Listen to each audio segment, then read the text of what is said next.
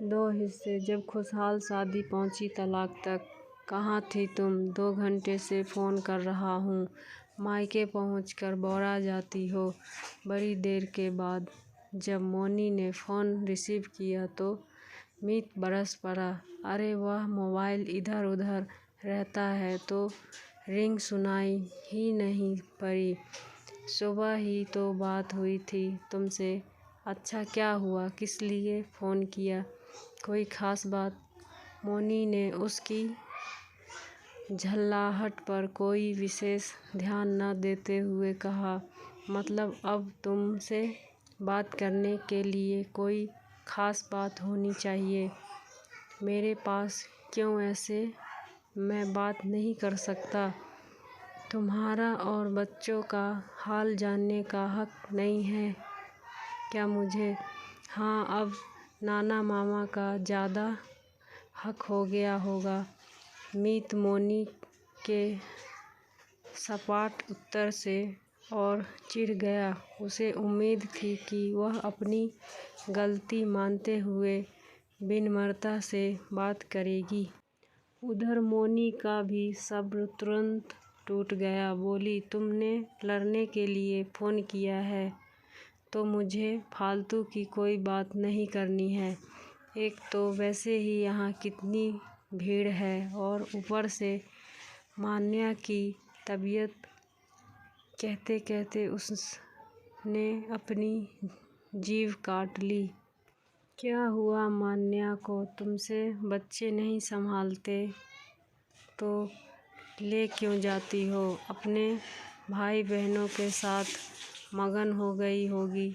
ऐसा है कल का ही तत्काल का टिकट बुक करा रहा हूँ। तुम्हारा वापस आ जाओ। तुम मायके जाकर बहुत पर निकल आते हैं। तुम्हारे मेरी बेटी की तबीयत खराब है और तुम वहाँ सैर सपाटा कर रही हो। नालायकी की हद है। लापरवाह हो तुम। हाल चाल लेने को किया गया फ़ोन अब गृह युद्ध में बदल रहा था। मीत अपना आपा खो बैठा था। जरा सा बुखार हुआ है उसे। अब वह ठीक है। और सुनो, मुझे धमकी मत दो। मैं 10 दिन के लिए आई हूँ। पूरे 10 दिन रहकर ही आऊँगी। मैं अच्छी तरह जानती हूँ कि मेरे मायके आने से सांप लौटने लगा है तुम्हारे सीने पर। अभी तुम्हारे गाँव जाती जहाँ 12-12 घंटे लाइट नहीं आती। बच्चे वहाँ बीमार होते तो तुम्हें कुछ नहीं होता। पूरा साल तुम्हारी चक्री करने के बाद 10 दिन को मायके क्या आ जाऊँ? तुम्हारी यही नौटंकी हर बार शुरू हो जाती है। मोनी भी बिफर गई। उसकी आवाज़ भर्रा गई पर वह अपने मोर्चे पर डटी रही। अच्छा मैं नौटंकी कर रहा हूँ। बहुत सह मिल रही है तुम्हें वहाँ। अब तुम वहीं रहो। कोई ज़रूरत नहीं वापस आने की। 10 दिन नहीं अब पूरा साल रहो। खबरदार जो वापस आई। गुस्से से चीखते हुए मीत ने उसकी बात आगे सुने बिना ही फ़ोन कट दिया। मोनी ने भी मोबाइल पटक दिया और सोफे पर बैठकर रोने लगी। उसकी माँ पास बैठी सब सुन रही थी। वे बोली, बेटी वह हाल चाल पूछने के लिए फ़ोन कर रहा था। देर से फ़ोन उठाने पर अगर नाराज़ हो रहा था तो तुम्हें प्यार से उसे हैंडल करना था। खैर चलो अब रो नहीं। कल सुबह तक उसका भी गुस्सा उतर जाएगा।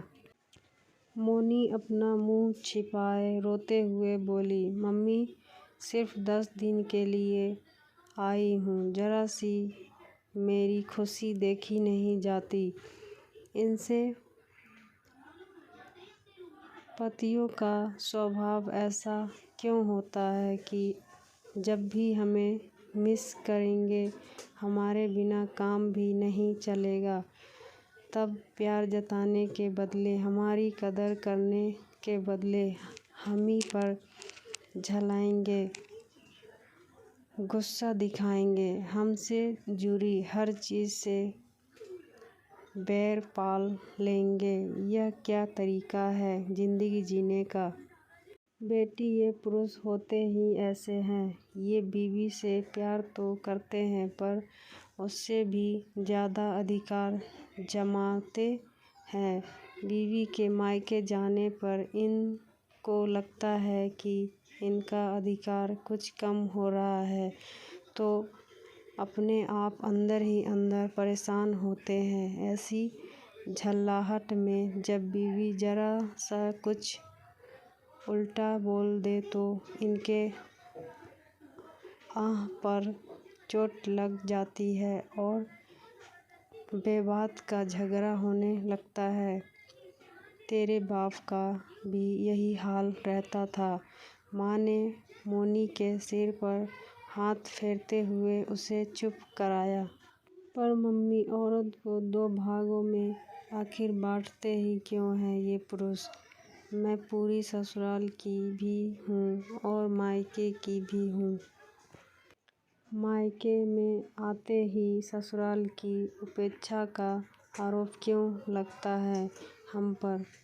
यह दो जगह का होने का भार हमें ही क्यों ढोना पड़ता है? मोनी ने मानो यह प्रश्न माँ से ही नहीं बल्कि सबसे किया हो।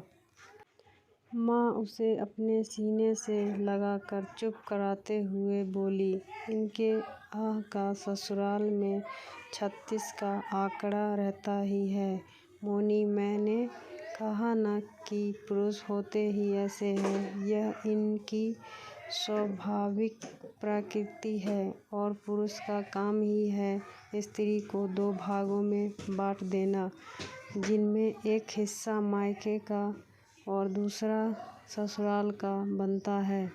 जैसे दो अर्ध गोलाकार से एक गोलाकार पूरा होता है, वैसे ही एक औरत भी इन दो हिस्सों से पूर्ण होती है। मोनी मूक बनी सब सुन रही थी, कुछ समझ रही थी और कुछ नहीं समझने की कोशिश कर रही थी। शायद यही औरत का सच है। फ्रेंड्स, स्टोरी अच्छा लगे तो please like, comment and share करें। चैनल को सब्सक्राइब